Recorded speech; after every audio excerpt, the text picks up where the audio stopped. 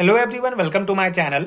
आज हम इस वीडियो में एसिड एंड बेस से रिलेटेड एक और इम्पॉर्टेंट थ्योरी, एक important concept solvent system concept detail में डिस्कस करेंगे, जो इम्पॉर्टेंट है बीएससी सेमेस्टर एग्जाम्स के लिए। सो सॉल्वेंट सिस्टम कॉन्सेप्ट क्या है? बेसिकली ये एक ऐसी थ्योरी है जो एसिड और बेस को सॉल्वेंट के अकॉर्डिंग डिफाइन करती है। ये किसी भी सॉल्वेंट में एसिड बेस के प्रॉपर्टीज को समझने में मदद करती है। तो बहुत इंपॉर्टेंट है इस पर्टिकुलर वीडियो में सॉल्वेंट सिस्टम कॉन्सेप्ट क्या होता है।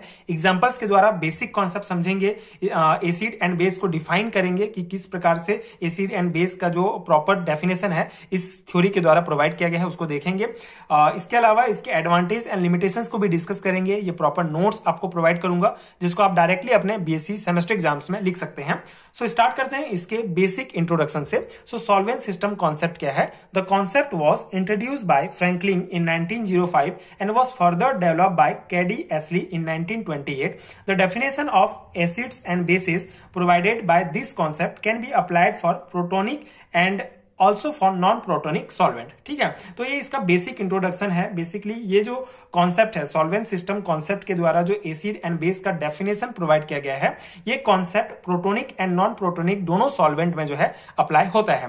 तो बेसिक कॉन्सेप्ट क्या है कि जैसे पिछले वीडियोस में हमने Arrhenius theory, Brønsted-lorry theory, lux flood concept जो हमने पढ़ा है एसिड बेस से रिलेटेड, इन सभी थ्योरी का एक ही मोटिव है एसिड एंड बेस को डिफाइन करना, उसको एक्सप्लेन करना। तो सॉल्वेंट सिस्टम कॉन्सेप्ट भी जो है एसिड एंड बेस का एक बेसिक डेफिनेशन देता है जो प्रोटोनिक एंड नॉन प्रोटोनिक दोनों सॉल्वेंट में काम आता है। ठीक है, दोनों सॉल्वेंट में जो है अप्लाई होता है। अब ये protonic and non protonic solvent क्या होता है? अगर बेसिक सिंपल डेफिनेशन देखें तो प्रोटोनिक सॉल्वेंट, ये सॉल्वेंट H+ आयन डोनेट कर सकता है और इनमें हाइड्रोजन बॉन्डिंग होती है। जैसे यहाँ पे एग्जांपल आपका जो है H2O वाटर मॉलिक्यूल है हमारा, ये अमोनिया है, हाइड्रोजन, सल्फ्यूरिक एसिड, ये एसिटिक एसिड, ये सभी जो है हमारे प्रोटोनिक सॉल्वेंट के एग्जांपल्स हैं जो आपको ध्यान में रखना है। यहाँ पे आप देख सकते हैं सभी में हाइड्रोजन प्रेजेंट है, मतलब ये एक जो है H+ आयन प्रोटोन जो है डोनेट कर सकते हैं, उनको प्रोटोनिक सॉल्वेंट कहेंगे।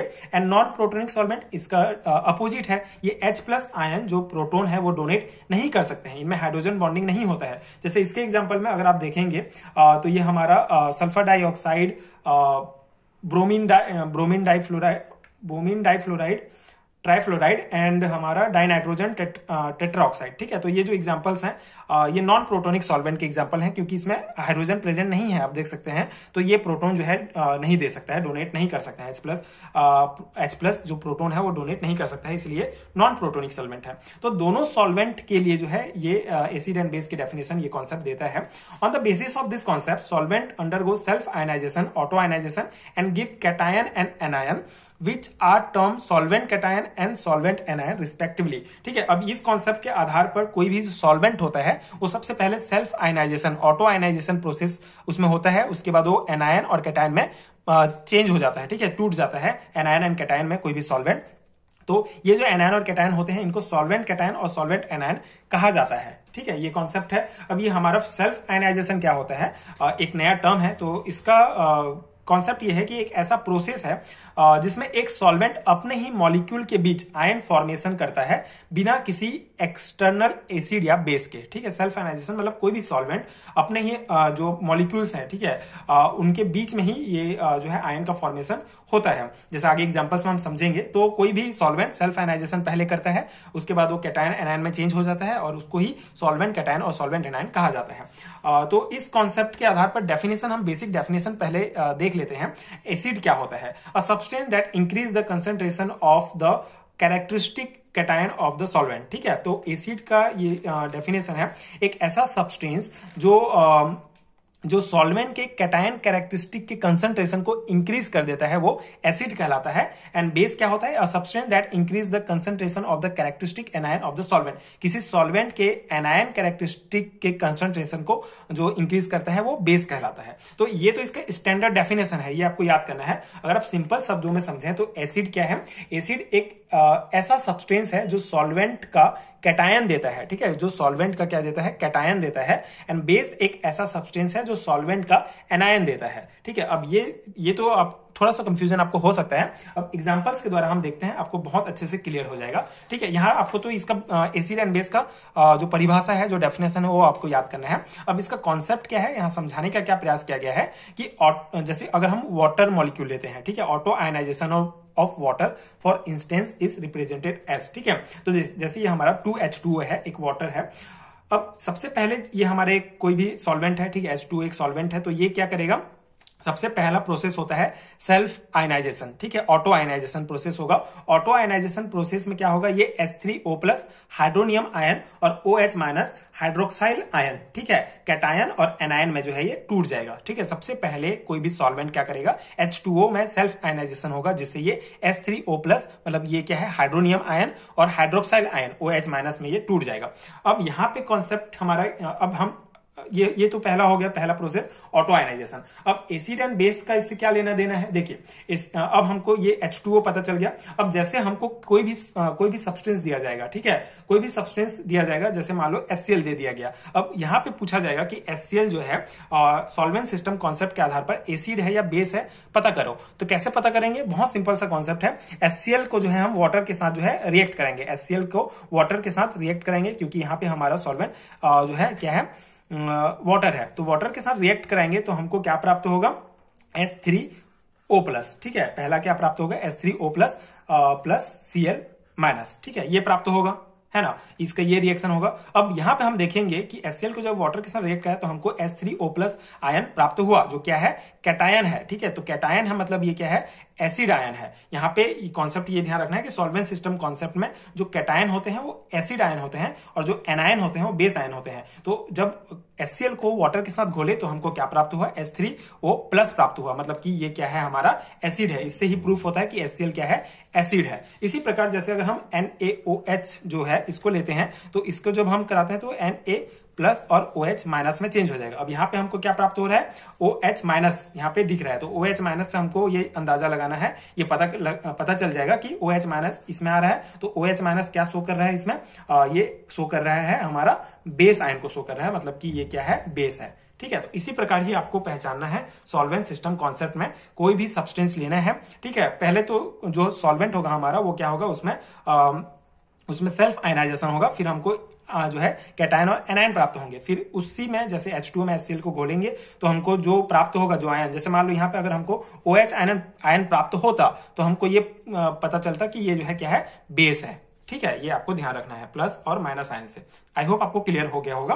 Thus in water substance giving H3O plus ion are acid and those giving OH minus ion are base. Liquid ammonia, अब यहाँ पे ये हो गया हमारा, पता चल गया OH माइनस बेस है और H3O प्लस आयन जो है क्या है, कैटायन है। ठीक है, एसिड है। तो अब कभी भी आप जब किसी भी सब्सटेंस को वाटर में घोल के देखेंगे, अगर आपको H3O प्लस प्राप्त हुआ तो वो जो सब्सटेंस है वो एसिड है, और अगर OH माइनस प्राप्त हुआ तो वो जो है क्या है, बेस है। अब एक और एग्जांपल देखते हैं, liquid ammonia undergoes auto ionization as follow. जैसे ये लिक्विड अमोनिया है, जब ये सेल्फ आयनाइजेशन ऑटो आयनाइजेशन होगा प्रोसेस, तो हमको अमोनियम आयन NH4 प्लस प्राप्त होगा and amide ion NH2 minus प्राप्त होगा। तो यहाँ पे प्लस है, मतलब ये क्या है, एसिड आयन है और ये बेस आयन है। तो यहाँ according to solvent system concept in liquid ammonia substance which give ammonium ion, ठीक है, अमोनियम आयन NH4 प्लस, तो ये एसिड की तरह एक्ट करेगा, और while those giving amide ion act as a base. ठीक है, बेस होगा। अब यहाँ पे एग्जांपल देखेंगे, जैसे ammonium chloride behave as an acid in liquid ammonia because it provide NH4 plus which are cation characteristic of the solvent. ठीक है, अब वही एग्जांपल है, जैसे हमने अमोनियम क्लोराइड लिया, अमोनियम क्लोराइड को अमोनियम क्लोराइड को हमने लिक्विड अमोनिया के साथ जो है लिक्विड अमोनिया के साथ रिएक्ट कराए तो हमको NH4 plus and Cl minus प्राप्त हुआ। तो NH4 प्लस प्राप्त हुआ, मतलब इससे ये NH4 प्लस क्या था, अगर सेल्फ ऑटो आयनाइजेशन वाला देखेंगे तो NH4 प्लस क्या है, हमारा एसिड है। तो इससे हमको पता चला, क्योंकि हमको NH4 प्लस आयन प्राप्त हुआ, तो इससे पता चला कि ये NH4 Cl जो है क्या है, हमारा एसिड है। ठीक है, ये कॉन्सेप्ट है। ऑन द अदर हैंड, यहाँ पे और कॉन्सेप्ट देखिए, on the other hand potassium amide, ठीक है, KNH2 behave as a base in liquid ammonia because it give NH2 minus ion are anion and characteristic of the solvent. ठीक है, अब देखिए एक हमने ये अब ये KNH2 जो हमारा पोटेशियम एमाइड है, ये अम्ल है या क्षार है कैसे पता चलेगा? सिंपल सा है, लिक्विड अमोनिया की उपस्थिति में अगर ये हमको NH2+ आयन दे रहा है, ठीक है, नेगेटिव है ना हमारा, ठीक है, ये नेगेटिव है हमारा, एनायन है, मतलब कि ये हमारा क्या है, ये हमारा क्या है, बेस है, ठीक है, एनायन मतलब बेस है। सॉल्वेंट सिस्टम कॉन्सेप्ट में आपको ये ध्यान रखना है, जो एनायन होगा वो क्या होता है, बेस होता है, और कैटायन जो है वो क्या होता है, एसिड होता है, ठीक है। तो ये हमारा बेस हो गया, तो बेस हमको प्राप्त हुआ, NH2+ आयन प्राप्त हुआ, इसका मतलब ये है कि ये हमारा क्या है, बेस है। ये कॉन्सेप्ट हो गया। Hence ammonia chloride NH4Cl neutralize potassium amide KNH2 in liquid NH3S। अब यहाँ पे एक और कॉन्सेप्ट आता है हमारा, न्यूट्रलाइजेशन रिएक्शन। न्यूट्रलाइजेशन रिएक्शन क्या होता है बेसिकली, ये एक ऐसा रिएक्शन है, एक ऐसा केमिकल रिएक्शन है जिसमें एसिड और बेस रिएक्ट करके सॉल्ट और जो है सॉल्वेंट देते हैं। जैसे अगर NH4Cl एसिड है हमारा और KNH2 बेस है, जैसे ऊपर एग्जांपल में देखा, दोनों को अगर हम लिक्विड अमोनिया की उपस्थिति में रिएक्ट कराते हैं तो हमको KCl सॉल्ट प्राप्त होता है और साथ ही साथ NH3 सॉल्वेंट प्राप्त होता है। तो ये न्यूट्रलाइजेशन रिएक्शन है जब एसिड बेस रिएक्ट करते हैं। ये हो गया। एक और एग्जांपल देखते हैं, one more example which throw light on the solvent system concept of acid and base is furnished by liquid sulfur dioxide. It has been confirmed that liquid sulfur dioxide ionized as, देखिए अब liquid sulphur dioxide को जब इसका auto ionization होगा तो SO2+ और SO3 2- प्राप्त होगा। अगर SO2+ अगर हमको है प्राप्त हो रहा है तो ये एसिड है और ये हमारा बेस है, ठीक है, ये हमारा ये ऑटो आयनाइजेशन हुआ सल्फर डाइऑक्साइड का। अब यहाँ पे एग्जांपल हम लेंगे, hence thionyl chloride SOCl2 act as an acid in liquid SO2 as it furnishes SO2+ ion, ठीक। अब यहाँ पे SOCl2 एसिड है, बेस कैसे पता चलेगा? सिंपल सा है, लिक्विड SO2 की उपस्थिति में ये क्रिया करेगा, तो अगर ये हमको SO2+ दे रहा है इसका मतलब ये है कि ये क्या है, एसिड है, ठीक है। अगर ये हमको SO3 2- देता तो ये बेस होता, ठीक है, वही सिंपल सा कॉन्सेप्ट है। On the other hand sodium sulphide Na2SO3 behave as a base, ठीक है, ये बेस की तरह काम करता है क्योंकि लिक्विड SO2 के साथ ये जो है SO3 आयन देता है, SO3 आयन, तो ये SO3 एनायन है, मतलब ये हमारा बेस है, ठीक है। ये हो गया।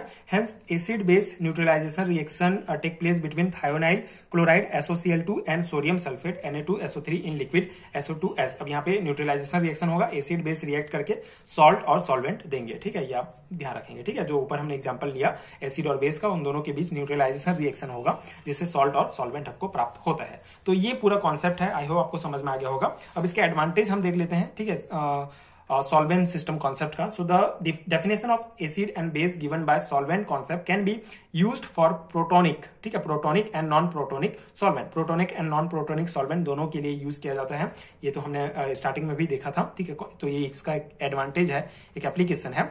And this definition is applicable to aqueous as well as non aqueous solvent, ठीक है। एक्वस मतलब वाटर और नॉन एक्वस मतलब वाटर को छोड़कर जितने भी तरल पदार्थ हैं सब नॉन एक्वस सॉल्वेंट होते हैं। तो aqueous and non aqueous solvent दोनों के लिए ये एप्लीकेबल होता है, ये इसके एडवांटेज हो गया।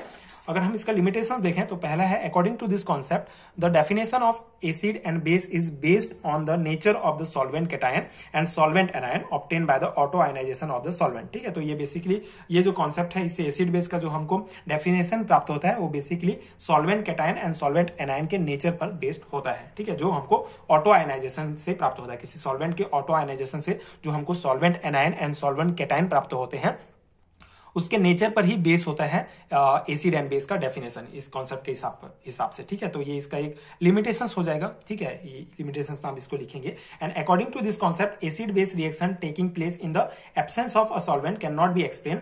Acid base reaction take place only in the presence of solvent, ठीक है। अब यहाँ पे सॉल्वेंट के प्रेजेंट में ही ये एसिड बेस रिएक्शन होगा, ये समझाया गया है। अगर सॉल्वेंट नहीं है, सॉल्वेंट की अनुपस्थिति में किस प्रकार का कॉन्सेप्ट होगा उसको ये कॉन्सेप्ट नहीं समझा पाता है, इसलिए ये भी इसका एक लिमिटेशन होगा। थर्ड लिमिटेशन है इसका, this concept can not account for the acid base reaction according in non ionising solvent, ठीक है। अब जैसे कि नॉन आयनाइजिंग हमारा सॉल्वेंट है, जैसे बेंजीन, क्लोरोफॉर्म, इन सभी के लिए कॉन्सेप्ट जो है, सो ये नॉन आयनाइजिंग सॉल्वेंट के लिए जो है ये थ्योरी कोई कॉन्सेप्ट प्रोवाइड नहीं करता है, तो ये इसका एक लिमिटेशंस हो गया। तो ये हो गए इसके लिमिटेशंस एंड एडवांटेज एंड इसका बेसिक कॉन्सेप्ट। आई होप आपको समझ में आ गया होगा कि सॉल्वेंट सिस्टम कॉन्सेप्ट क्या है, इसका क्या कॉन्सेप्ट है। एंड अगर आपको हैरिटन नोट चाहिए केमिस्ट्री के तो नीचे डिस्क्रिप्शन बॉक्स में आपको लिंक मिलेगा। इसके अलावा इस यूनिट के और भी कॉन्सेप्ट का प्लेलिस्ट का लिंक भी आपको नीचे डिस्क्रिप्शन बॉक्स में मिलेगा, तो आप डिस्क्रिप्शन बॉक्स चेक कर सकते हैं। एंड अगर वीडियो हेल्पफुल है तो आगे के वीडियोस देखने के लिए चैनल के साथ जुड़े रहिए। Thank you so much for watching.